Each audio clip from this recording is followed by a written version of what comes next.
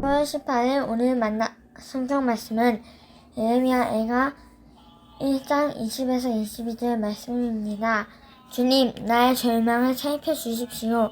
애간장이 다 녹습니다. 내가 주님을 얼마나 자주 거역하였던가를 생각하면 심장이 터질 것 같이 아픕니다. 거기에는 간 사육이 있고 집안에는 사망이 있습니다. 사람들은 나의 신음을 듣지만 아무도 나를 위로하지 않습니다. 내 모든 원수들이 내가 재앙을 받는다는 소식을 듣고 이것이 바로 주님께서 하신 일임을 알고서 즐거워합니다. 주님께서 선포하신 그날이 이르게 해주셔서 그들이 나와 같은 꼴이 되게 해주십시오. 그들의 모든 사악함이 주님 앞에 드러나게 해주시고 그들을 엄하게 다스려 주십시오. 주님께서 내 모든 죄를 다스리신 것처럼 그들의 죄도 다스려 주십시오. 끝없는 이 한숨소리 심장이 다 멎을 듯합니다. 아멘. 오늘 만나러 만나주시는 하나님을 기대합니다. 울고 싶을 때, 울어야 할 때는 울어야 합니다. 울지 않고 참으면 오히려 속병이 깊어지곤 합니다. 특히 하나님 앞에서 눈물 흘리는 것은 부끄러운 일이 아닙니다. 자신의 연약함을 놓고 눈물로 탄원할 뿐만 아니라 악함까지도 직시하면서 통회자복하면 오히려 생명과 진리의 길이 열려옵니다. 하나님께서는 당신의 백성이라고 해도 심판하십니다. 혹독하고 잔인해 보이는 방법도 때로 허용하십니다. 마치 친자식이 아닌 것처럼 말입니다. 어쩌다 심판을 피한 사람도 결코 안심할 일이 아닙니다. 끝내는 뼈 하나까지 남김없이 불살라질 정도의 아픔과 외로움의 심판을 받게 됩니다. 그런데 이는 자업자득입니다. 하나님께서 보내주신 수도 없는 경고에도 불구하고 듣지 않는 인간의 교만과 아집의 결과입니다. 인간은 아니라고 어리석어서 하나님의 심판을 잘 믿지 않습니다. 믿지 않으니 심판이 무섭지 않습니다. 혹시 지금의 우리들이 그렇지는 않습니까? 심판주 하나님을 믿는다면 도무지 상상할 수 없는 일들을 우리 그리스도인들조차 자행하고 있지는 않습니까?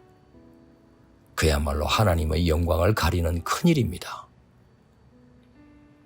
그런데 훈계나 징벌, 심지어 심판은 더 이상의 악함을 허용하지 않으시며 바로잡아 주시겠다는 하나님의 사랑이기도 합니다. 불의 가운데 있는 당신의 사람들을 하나님께서 내버려 두신다는 의미는 사망의 낭떠러지로 굴러 떨어지는 말든 상관하지 않겠다는 더 무섭고 끔찍한 저주가 아니겠습니까? 우리가 하나님의 심판 아래에 들어가면 자기 기만이라는 눈꺼풀을 벗고 영적으로 비참하기 짝이 없는 자신의 진면목을 마주하게 됩니다.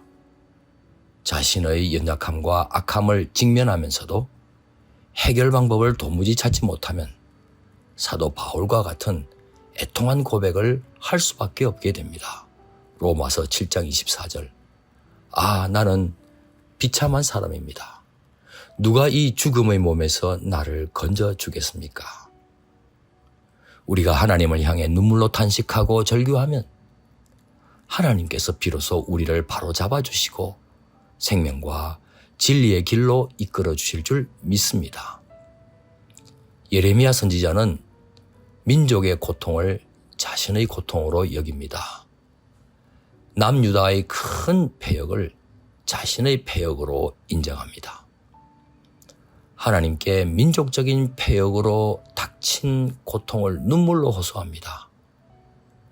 원수들은 지금 하나님의 심판을 받고 있는 선민을 보면서 비웃을 뿐만 아니라 갖은 악행도 자행합니다. 선지자는 원수들도 하나님 앞으로 들고 나갑니다. 당신의 선민에게 행하신 공의를 따라 원수들에게도 하나님의 공의를 집행해달라고 진솔하게 아뢰입니다. 선민이 하나님의 공의 때문에 고통을 당했듯이 이방인들에게도 하나님의 공의가 집행되면 선민에게는 구원의 기회가 찾아올 수도 있기 때문입니다. 하나님의 공의는 신앙 유무에 상관없이 동일하게 집행됩니다. 우리는 한국 사회에 공의를 집행해 달라고 하나님께 담대히 기도할 수 있겠는지요? 아무리 생각해도 한국 교회나 성도들에게 같은 공의가 집행된다면 얼마나 견딜 수 있겠는지 저는 자신이 없습니다. 한국 교회나 성도들이 조롱받고 있는 것이 혹시 하나님의 말씀에 순종하지 못한 나머지 임한 하나님의 징계나 심판은 아니겠는지요? 만일 그렇다면 억울해할 것도 없습니다. 자업자득이기 때문입니다. 하나님은 우리를 있는 그대로 받으시는 사랑의 하나님이십니다. 그러나 현재 모습 그대로만 머물러 있는 것을 기뻐하지 않으십니다. 마음의 변화를 받아 거룩하신 당신을 향해 성숙해 나오기를 원하십니다. 하나님의 심판을 마주하기 전 죄의 형벌까지도 담당해 주신 예수 그리스도를 의지하는 가운데 자신의 죄나 대한민국 사회의 악행을 놓고 눈물로 회개하시는 높은 뜻 성도님 되시길 소망합니다. 기도하시겠습니다. 징계 중에도 긍휼을 잊지 않으시는 주님, 상하고 깨어진 마음으로 회개할 때 부디 용서해 주시고 생명과 진리의 길로 이끌어 주옵소서. 귀하신 예수님의 이름으로 기도합니다. 아멘. 이제 두 가지 제목으로 기도하겠습니다. 첫째, 오늘의 말씀을 따라 기도하겠습니다.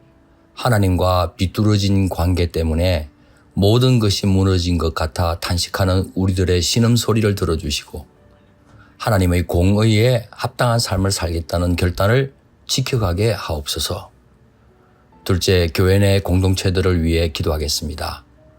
교회 내 작은 공동체마다 사회 안이나 각자의 삶 속에 만연되어 있는 악한 모습을 놓고 함께 회개하며 서로의 손을 잡고 공의로운 길을 걸어가게 하옵소서.